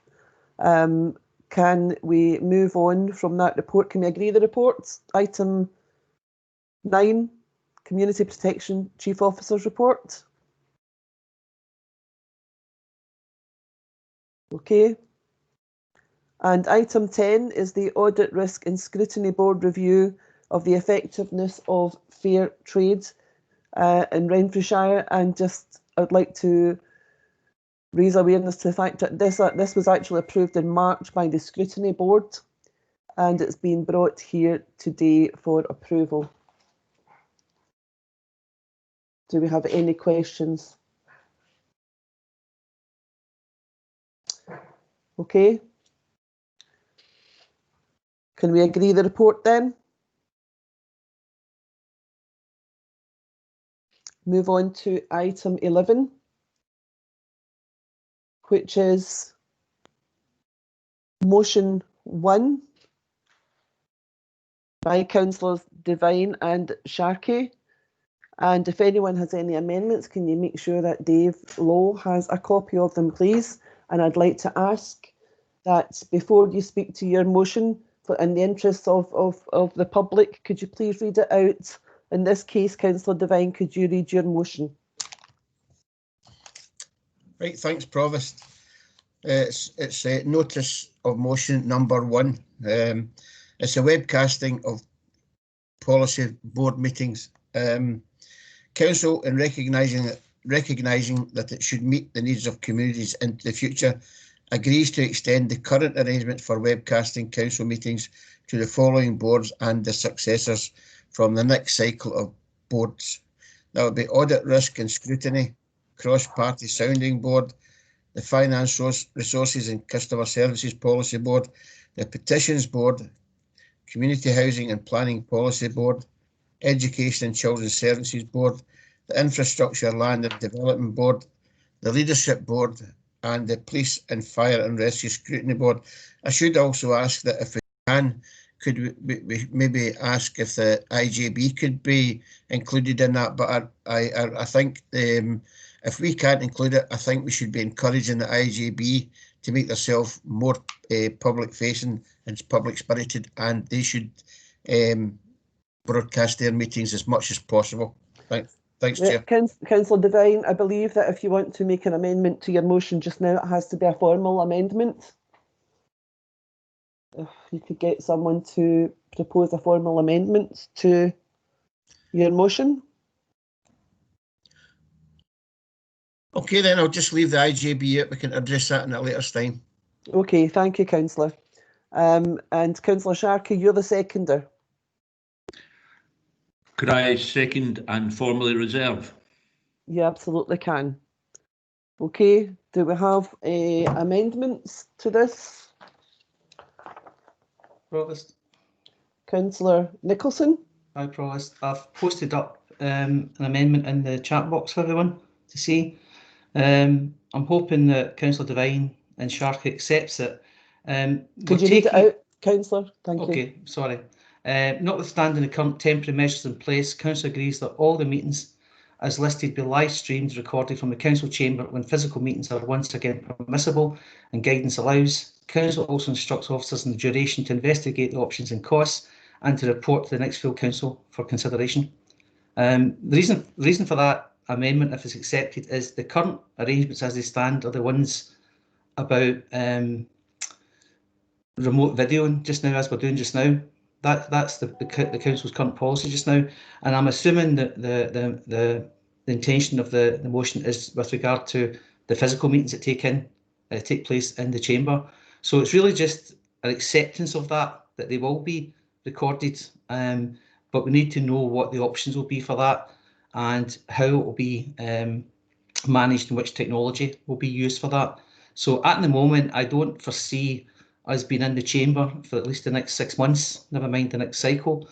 So really it's a question that if we all agree, and the fact that technology's moved on quite a bit now, given this pandemic, that we all agree that we will be recording the meetings from the council chamber and we will live stream them if possible. But it's just a matter of saying, well, ask the officers to go away and come back, tell us how that will happen once we're back in the chamber. Thanks, okay, Provost. Thank you, Councillor Nicholson. And your seconder? I'll formally second, Provost. Sorry, I can't use the chat box to indicate I had to come in there. That's okay. That's Councillor Jim Patterson seconding the amendment. Okay. Councillor Devine, are you going to accept the amendment to the motion? No, because I don't see. Do you want me to? Okay, no, it's okay. You don't need to do that just now. You can do that in your summing up. Okay. So Councillor Jacqueline Cameron.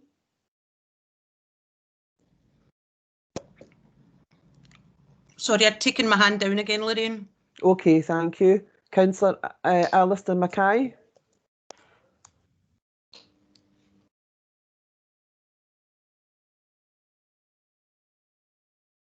Yes, hello. I wanted to just clarify that all the meetings mentioned in motion 1 by Councillor Devine are available for the public to view on the council website? No. Okay, thank you, Councillor Mackay. Councillor Doig? Hi, thanks, Provost. I think there's a measure of agreement here, I think, between the main parties in the chamber. If we go back to 2015, Provost, when it was 25th of June, there was a report that went to the full council, and when it agreed the webcasting of the full council, it did say in that report that the webcasting of boards could be considered at a later point. So in that regard, the door was never closed on the option of broadcasting the boards. It was deemed that that might be something to revisit. So I think in that sense, it's a perfectly valid motion. And I take the point on board as well that Councillor Nicholson's made about the amendment. Let's try and get a consensus. But I think the principle is sound, because in 2015, Provost, it was agreed unanimously, which doesn't always happen very often in Renfrewshire Council. So, I mean, you know, I think there's a high level of agreement. So it just seems logical to me, if it's good enough for the full council, and as Councillor Nicholson says, because of the current restrictions, we could be in cyber meetings for quite a long time. Even 6 weeks ago, we felt we were perhaps moving out of this. But unfortunately, because of the restrictions we need to abide by for the sake of public health, we're going to be here for quite a while. So I think it does make sense to webcast the boards. Thanks. Councillor. We move on to Councillor Patterson. Well, before I do that, can I just ask, are there any other amendments from anyone else? We just have the one amendment. Dave Lowe, can you confirm? Provost, I've received no written intimation of any amendments for this, other than the one received. Okay, thank you. So, Councillor Patterson.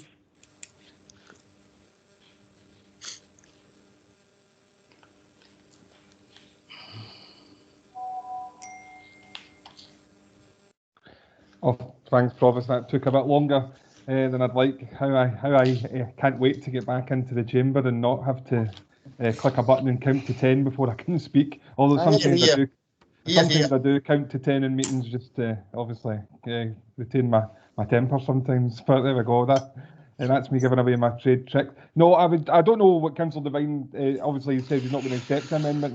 That's obviously his prerogative. I don't know what he's going to say in response to that, so it makes it probably difficult for me to make any comments just now, other than we're agreeing with the principle that all meetings bar the IGIB should be webcast, which is a matter for them. Although I agree with Councillor Devine's point, it would be nice if we could encourage them to do so, which is fine, and that's something I would back. I suppose, really, as Councillor Nicholson's point, the current arrangements are the arrangements we're using now, which is for the meetings to be recorded and then put on available for YouTube at more or less an instant watch. It comes up, I've been within 15-20 minutes normally after the meeting, I would say, depending on the length of the meeting. So that's a perfectly valid set of circumstances for just now, but when we get back into the chamber, I think we're all agreeing that we will roll that out and start recording meetings to be shared similar to the full council. Obviously, so there's a broad agreement here, so I suppose whatever way this goes, we'll find out. But I suppose what I would be saying is the administration is keen to move towards that place. Thank you, Councillor. Councillor Shaw? I think pretty much is mirroring what Councillor Patterson had said there. I'm not sure Eddie has picked up the full meaning of what we're trying to do here. We're not against his motion. His motion is suggesting that we carry on what we're doing just now for, recording it and sticking it up on YouTube. Our amendment goes further than that, and our amendment agrees that we do that, but it also talks about live streaming, which Councillor Devine has not mentioned. So it talks about taking it further than what he's actually asked for. So I'm a bit confused as to why he would.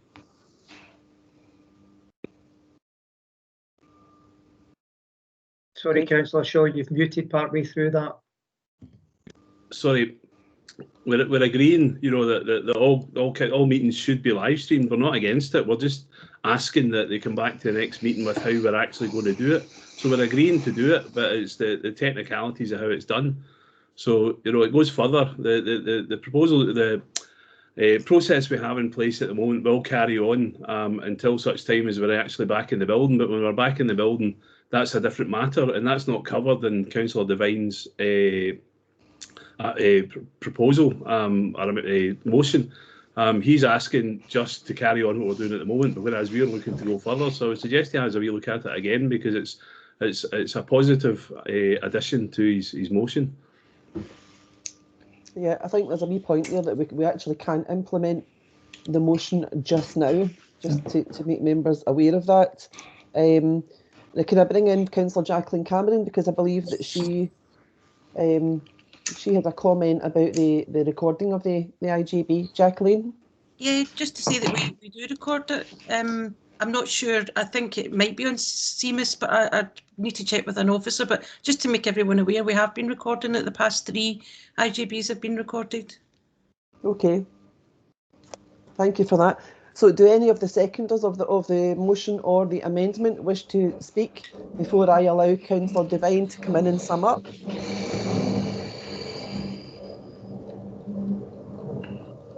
Can everyone please put their microphones off unless they're speaking?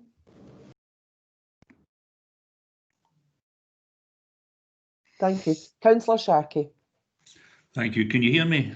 I can hear you, yes. Thank you, Provost. Well, you know, it's nice to get a motion right where there is an amendment where there's a clear difference. This motion right calls for the current arrangements, what we're currently doing for 43 councillors, to be extended to meetings where I think the biggest of these meetings has 14 at it, right, and sometimes it's a lot less than that. So certainly the technicalities should not be beyond us. But there's a much more important point, and I hope you'll excuse me for taking a levity here, Provost, right? But earlier on, before it was recorded, you used the words open to scrutiny and important that this meeting is recorded. And I would agree with Councillor Doig that if we're prepared to do that for this particular meeting, I do not see why any other meeting should be less eligible than this particular one. So, you know, we're doing it already. Let's get on and do the current arrangements. Kicking it into touch is a very confused position to take, which might explain why Councillor John Shaw is confused. But you know, it's not a realistic prospect. In the end, all of these meetings are going to have to you know, be publicised. So why not just grass the nettle and get on with it? Can I point out, Councillor Sharkey, that all meetings are recorded just now, and I've not heard anyone during the debate in this item disagreeing with the sentiments of the motion. Councillor Patterson, do you want to come in?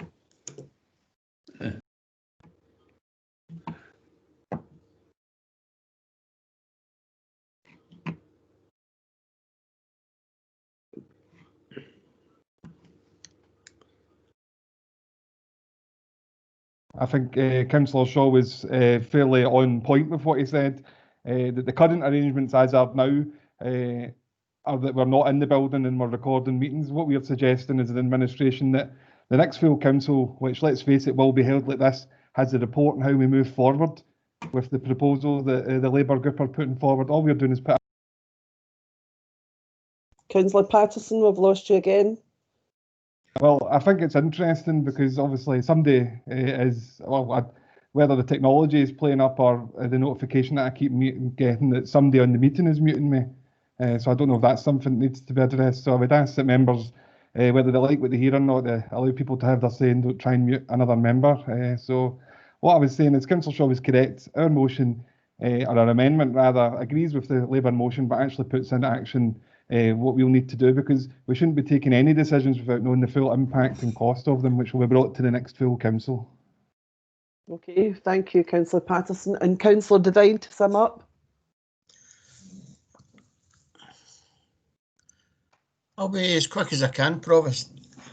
We already record the emergency board and we broadcast it. I think we're on live with this board, and that will be broadcast. So what is the difference between, and we've also had to join every other board meeting since the first one was here, I think it was nearly 7 weeks ago. So we're already online with these meetings. So what's the problem with either doing them live, or I'm not objecting to them being recorded and shown just after the meeting? That is not a problem. I don't understand what Councillor Shaw, Councillor Patterson and Councillor Nicholson are talking about. We're actually doing it just now. What is the difference from doing board meetings as doing this meeting and the emergency board meeting? If somebody can tell me the technical difficulties of doing board meetings with a lot less people, I would be glad to hear it. So I'm not really going to accept the amendment. As I think it was Councillor Andy Doig said, we agreed to this 5 years ago, and yet we're here again, and we're still, we'll delay it again till next year. Now, I can't accept that. The public are entitled to see us and listen to what we are saying in all board meetings. We can't hide. This is another hiding away exercise by some members in the SNP. Let the people see what's going on. There is no problem. There should be nothing hidden from the people out there. So let's just vote for this through, and then get the officers. I'm quite sure we'll be able to work it out. We've got plenty of good officers on doing the internet and the rest of it. So let's move on and get it done. Thanks, okay, Prof. Thank you. I'm not very happy with some of the language that is being used about people hiding things, because all of the board meetings are already recorded and put onto the council's YouTube page for any single member of the public to view. So can we move to the vote, please? Thank you, Provost. It's a roll call vote. The motion's moved by Councillor Devine, seconded by Councillor Sharkey.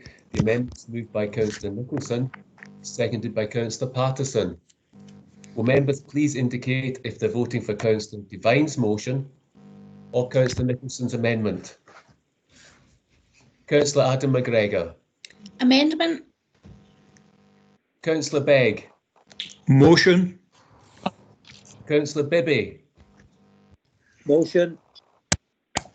Councillor Binks.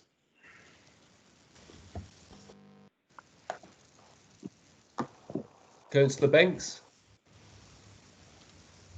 You're still muted, Councillor Binks.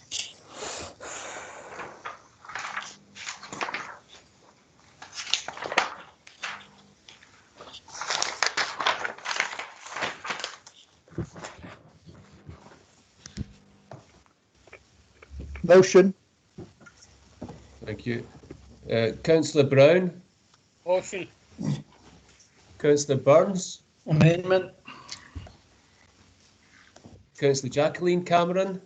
Amendment. Amendment.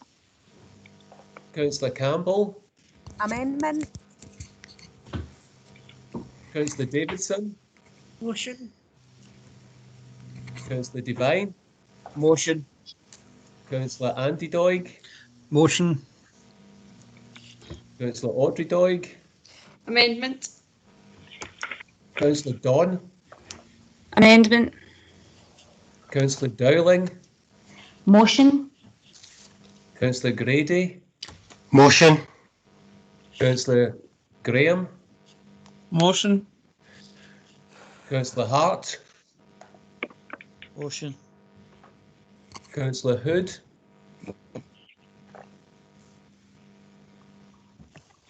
Councillor Hood. Motion. Councillor Hughes. Amendment, and for those who clearly haven't managed to find it yet, I've put a link to the council's YouTube in the chat bar where every meeting we've done online has been placed. Thank you, Councillor. Councillor Kennedy. Motion. Councillor Kerr. Councillor Kerr.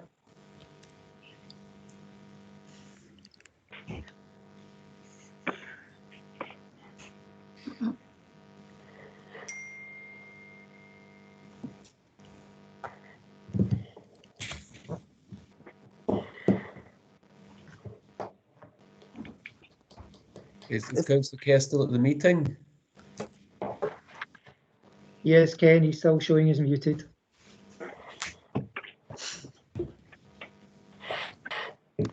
Councillor Kerr, could you unmute? Motion. Okay, thank you. Thank you. No, that was also. Councillor Mack? Motion.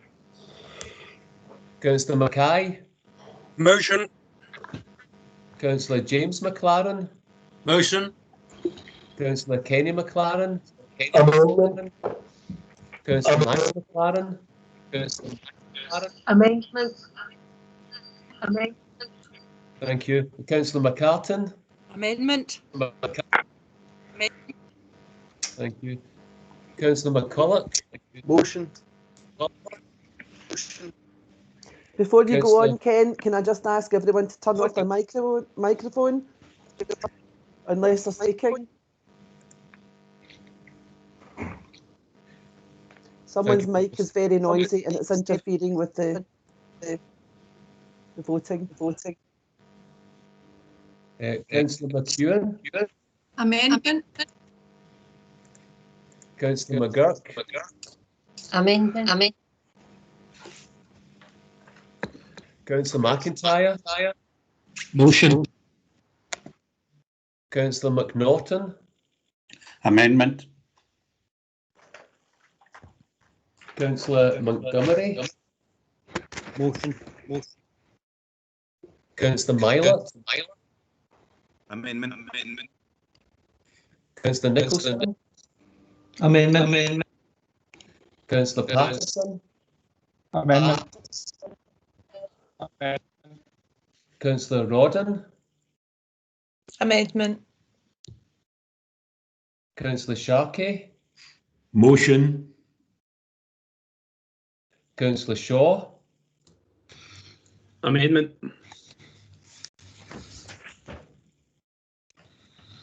Councillor Sheridan?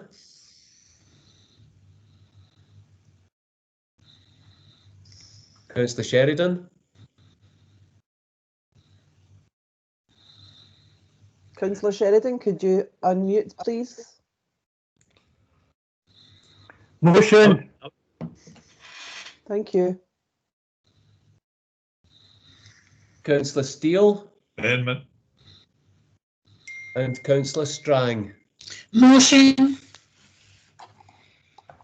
We have 23 for the motion, 20 for the amendment. The motion is carried. Okay, members, I'd like to now take a 10 minutes comfort break. If you could just mute and turn off your video. Don't actually leave the meeting so that we don't have any problems when we're all trying to get back in again, okay? So return at 11:55, please. Thank you.